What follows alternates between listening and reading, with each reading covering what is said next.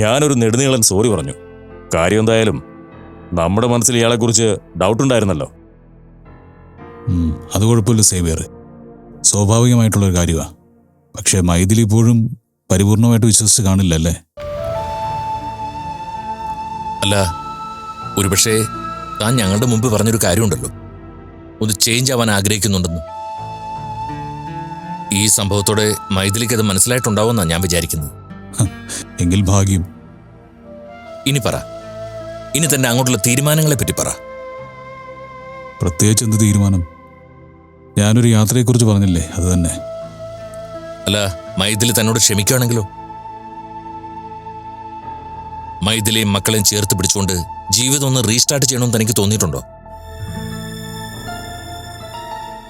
എടോ, ഞങ്ങൾ വളരെ സീരിയസ് ആയിട്ടാണ് ചോദിക്കുന്നത്. നിങ്ങൾ രണ്ടുപേരും മൈഥിലിയുടെ സുഹൃത്തുക്കളാ. നിങ്ങൾക്ക് കാര്യം വേണമെങ്കിൽ ഈസിയായിട്ട് മൈഥിലിയോട് സംസാരിക്കാം. പക്ഷെ വേണ്ട. എന്നെ തിരുത്താൻ ഞാൻ ശ്രമിക്കുന്ന നിമിഷം മുതൽ ഞാൻ എന്നോട് തന്നെ ചോദിക്കുന്നൊരു ചോദ്യം ഉണ്ടായിരുന്നു. ഞാൻ മൈഥിലിക്ക് യോജിച്ച ഒരാളാണോന്ന്. ഒരിക്കലും അല്ലാന്നറിയാം. കുറച്ചുനാൾ മൈഥിലിയുടെ കൂടെ ജീവിച്ചത് അതൊരു പാപമെന്ന് കരുതാൻ പറ്റും. മൈഥിലി നല്ലവളാ. പരിപൂർണമായിട്ട് എനിക്കെല്ലാം നഷ്ടപ്പെട്ടെന്ന് ബോധ്യമായ നിമിഷം ഞാൻ ചിന്തിച്ചു, യഥാർത്ഥത്തിൽ എൻ്റെ ഏറ്റവും വലിയ നഷ്ടം എന്താണെന്ന്. അത് മൈഥിലി തന്നെയാ. എന്നിട്ടെന്താ? പറ്റില്ല. എത്ര തന്നെ അവരെന്നോട് ക്ഷമിക്കാൻ തയ്യാറായാലും എൻ്റെ തെറ്റുകളൊന്നും തീരില്ല.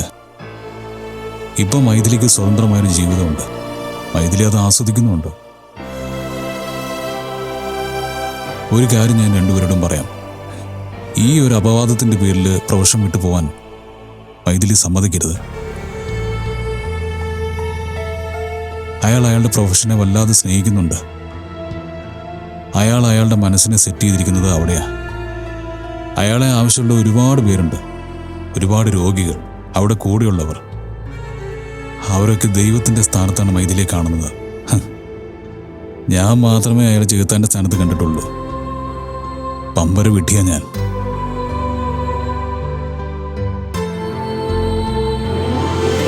ഓ, താൻ കൂടി ഇവിടെ ഉണ്ടായിരുന്നോ? എന്നിട്ടാണോ ഇവരുടെ ഈ ചോദ്യങ്ങളൊക്കെ? ഈ ചോദ്യങ്ങളൊക്കെ ആനന്ദിന്റെ താല്പര്യം. എന്തായാലും നന്നായി. Last meeting. എങ്ങനെ യാത്ര പറയണമെന്ന് എനിക്കറിയില്ല. മാപ്പ് പറയാനാണെങ്കിൽ എൻ്റെ മനസ്സിൽ 1000 തവണ ഞാൻ പറഞ്ഞു കഴിഞ്ഞിരിക്കുന്നു.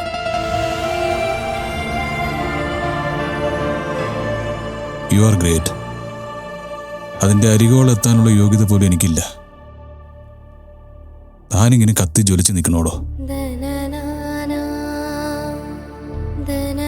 ഡോക്ടർ മൈഥിലി ഒരുപാട് ജീവനുകൾ കാക്കാനുള്ള ആളാണ്. മക്കളുടെ കാര്യം സേഫാണ്. കാരണം അവരെ വളർത്തുന്നത് താനാണ്. ദോഷത്തിൻ്റെ ഒരു നിഴലായിട്ട് ഞാൻ അവിടെ ഇല്ല. മൈഥിലി, താങ്ക്സ്. ദൂരേക്ക് ഒരുപാട് നടന്നു പോകുമ്പോൾ ജീവിതത്തിൽ എന്ത് ബാക്കിയുണ്ടെന്ന് ചോദിച്ചാൽ താൻ തന്ന കുറച്ച് നല്ല മുഹൂർത്തങ്ങളുണ്ട്. That's enough. നന്നായി വരട്ടെ.